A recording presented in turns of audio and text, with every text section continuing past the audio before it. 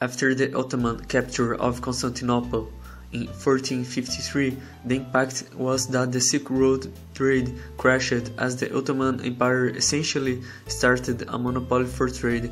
Products from India became very expensive, severely hurting trades in the European region. European countries started to look for new routes to India, leading to the discovery of the Americas. All colonies in Americas started around the same period, which was 16th to the 17th century. All of them were colonized by Europeans, but what made Latin America so poor and the United States and Canada so rich? It wasn't because the United States was colonized by the British and Canada by the French and the British, because both the United Kingdom and France also colonized countries that are very poor today. The reason why Latin America is poor is because their colonization was an extractive system, different from Canada and north of the United States, which they were a settlement colony system.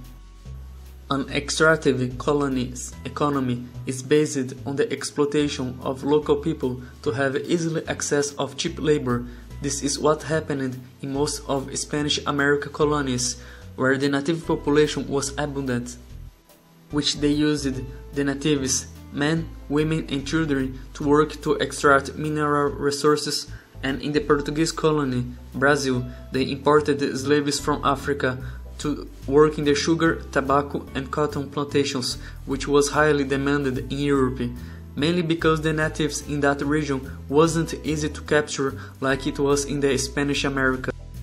But in the end, both Portuguese and Spanish colonies' economy were the same system, a local European elite that controls and made all political and economic institutions directed to exploit the rest of the population. Its economy and infrastructure was based on that, to extract the local resources and to send it only for the mother country. On the other hand, a settlement colony economy was based in wage labor and land distribution for the settlers. The reason why Canada and north of the United States become settlement colonies is because the local native population was too low to exploit and profit from it, and the weather wasn't good enough for tobacco, sugar and cotton production. So the only option was to attract settlers to the new land to live, work and make that land their new home. Since the local elite did not have slaves to run the economy and the wealth and land distribution were way more equal than those in Latin America, the only option to sustain an economy like that and profit from this system was through tax collection from those settlers, and since the settlers had way more political and economical power, they also started demanding their rights and their economical returns from the tax they paid for the elite. And the local elite usually did return, investing in the domestic development such as railways, roads, law and order. It was an inclusive political and economical society, and to maintain this mindset for the next generations, they invested in a very good education system as well. When the Industrial Revolution started in England and spread to France and Germany, there were key factors that the Industrial Revolution was able to happen in these countries. One is having a stable political environment. With a stable political environment, business owners can be more confident that they can invest in the economy and know that the investments will be secure. A stable political environment tends to lead to stable markets that help a business and the economy grow. Investments such as railways and a good educational system also were the key factors to help the industrial growth, and this was all possible because all types of feudal dues and fines were abolished thanks to the Glorious Revolution in England and subsequently French Revolution.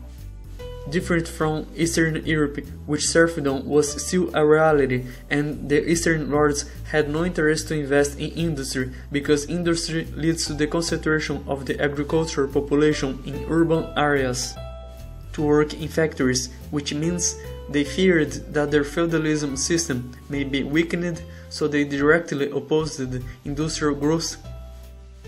Canada and north of the United States had everything ready to the industrial growth, thanks to the colonial system chosen for them. A good work ethic, very good educational system, high quality of life. It was only about time that these two countries would become highly industrialized, but the United States had a problem. The South, their economy was based on slavery, but nothing in comparison of what was happening in Latin America. Just for an example, the number of slaves imported by the South of the United States was only 5% of the total numbers of slaves brought to America from Africa.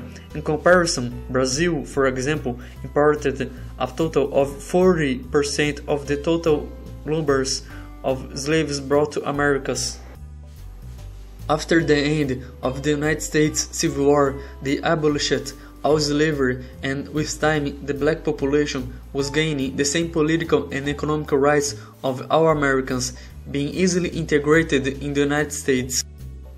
This was very different in Latin America, which, similar to Eastern Europe, most of the people were slaves or poor, and without basic education, these conditions made industrial growth impossible, and combined with local European elites directly opposing industrial development because they did not see a need to industrialize, since they already had their income based in slave labor to produce the goods and export to Europe.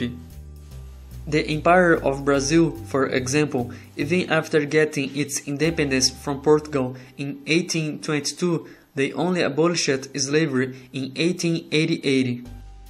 And even after the slavery being abolished, the elite still kept the same extractive economic and political institutions because the slave population made around half of the Brazil's population at the time. And without basic education, political and economical power, they were still being used as cheap labor and being exploited. The other majority of Brazilian population were European immigrants that had no chance to immigrate to the United States and were a labor alternative that Brazil was introducing due to the collapse of the Atlantic slave trade and international pressure to abolish slavery.